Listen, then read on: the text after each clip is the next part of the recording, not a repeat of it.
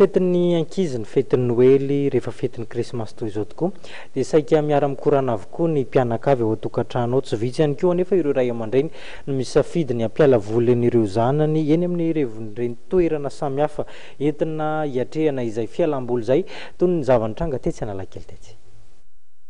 Maro ireo ray aman-dreny no nitondra ny zanan'izy ireo teny Analakely androany. Zoka efa mitondra ny famposikely mandehandeha mijerijery dada be Noely makamaka sary rehefa kelikely moa dia any an-trano karakara. Tony Sataony dia lasa fitadiavam-bola ny fakana sary. Maka sary eto aminay izany amin'izao fety izao 6 000 izy raha vita zao fa 5 000 izy raha vita rapitso dia eo ihany le ofikily ihany amin'izao tsy dia misy kily firy amin'ny tsy haiko hoe mahantra ve sa manahoana ny tena fandeha.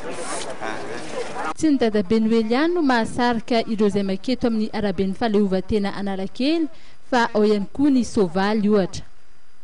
Hita eto an-toerana ihany koa ireo mpivarotra isan-karazany, misy ny kojakoja samihafa sy ny sakafo mahasarika ny ankizy toy ny barbapapa, ary misy ihany koa etsy ampita ireo trano eva samihafa izay ahitana zava-pisotro isan-karazany.